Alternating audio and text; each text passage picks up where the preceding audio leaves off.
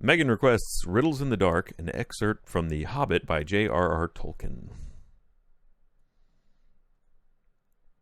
Double down on cards, not amounts. Correct, yes. I'm going to help or spread it out as much as possible instead of making like...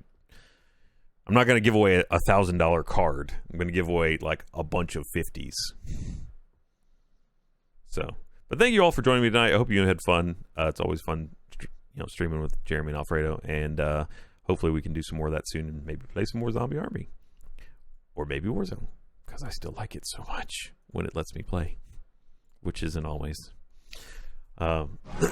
This is not a short excerpt, but okay, we'll go with it.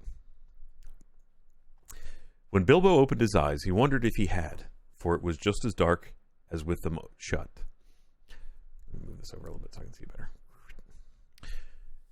No one was anywhere near him.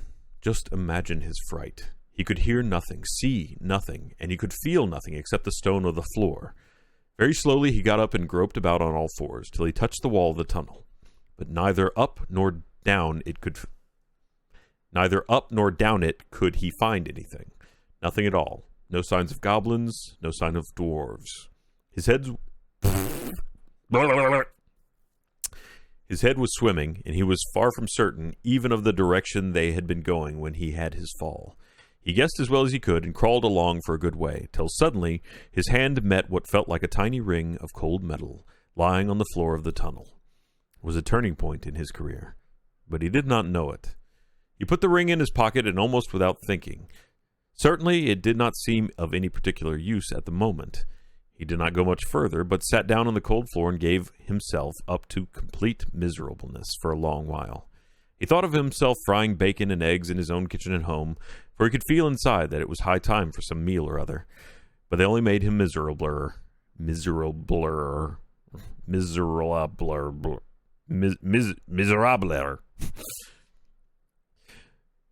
I don't think that's a real word.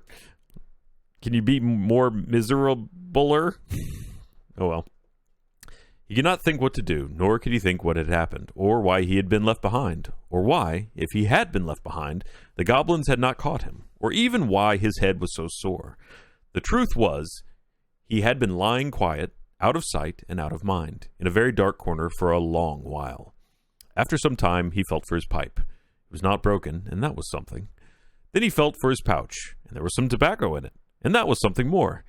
Then he felt for matches, and he could not find any at all, and that shattered his hopes completely.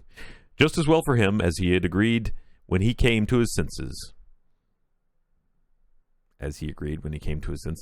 Goodness knows what the striking of matches and the smell of tobacco could have brought on him out of dark holes in that horrible place.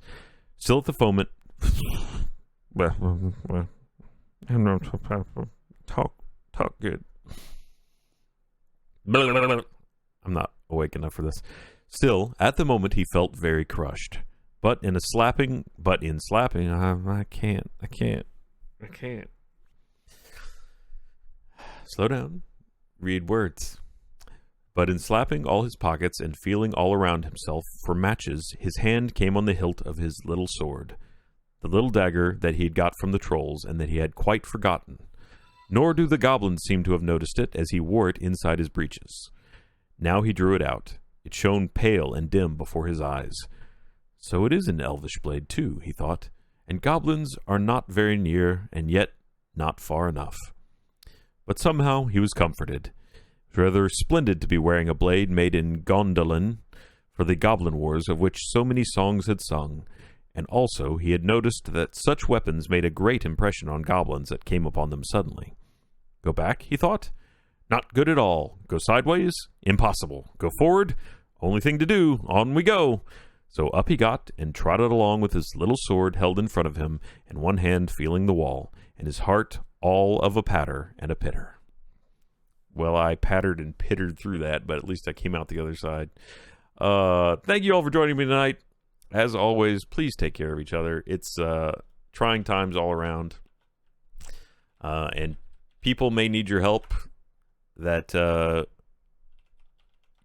you wouldn't normally have really associated with, but you're just going to have to, it's, if you can, whenever you can, reach out and give whatever you can to whoever you see needs it.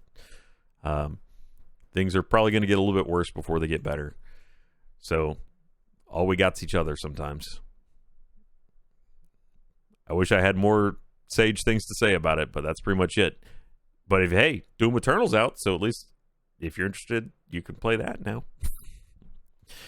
I'll let you guys know more about the giveaway stuff as I figure it out, but I'll give something away each stream next week. So, and it'll probably try and be as generic money-wise as I can make it, like Visa or something. I don't know. I got to look into what my options are for just like money that you can use places. Maybe Amazon's probably going to be a good one just because you can get food there, you can get stuff. So if you want to get a game, you'll be able to get a game. If you want to get, if you can get groceries, you can get groceries, things like that. So, all right. Thanks, everybody. Have a good weekend.